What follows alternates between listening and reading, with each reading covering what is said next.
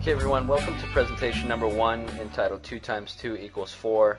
This is going to go over compensation in network marketing, kind of how it works. It's nothing like you've seen. It's nothing like a salary based in commission, hourly. It's a completely different way of earning an income based on a compensation plan. 2 times 2 equals 4. So the common misconception in network marketing is that you need to sponsor the world to make any sort of money.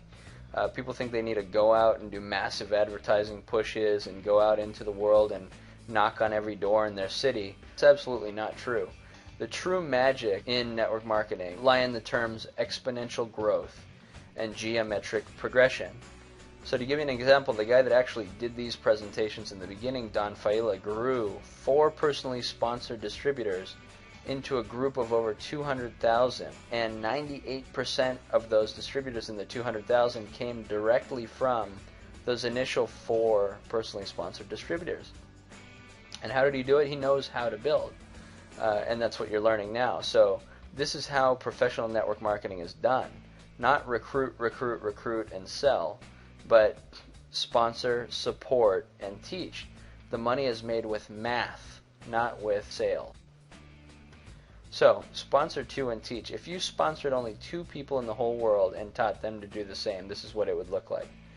2 times 2 is 4, times 2 is 8, times 2 is 16, times 2 is 32, times 2 is 64, etc. If you got down and you had 64 people in your group, does that mean you went out and sponsored 64 people? No, everybody just sponsored 2. Everybody was only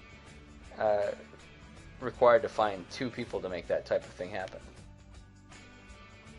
Geometric growth. So what if everyone was to do just one more? You can see how the math is skewed by the addition of solely 1 distributor by everybody. Instead of 2, 4, 8, 16, you've got 3, 9, 27, 81 for a total difference of 65 distributors. And now, did you go out and get those 65 or those 81 distributors yourself? No, you just sponsored 3 and taught other people to do the same thing. So the difference was just 1, and it made a difference of 65 distributors in your group.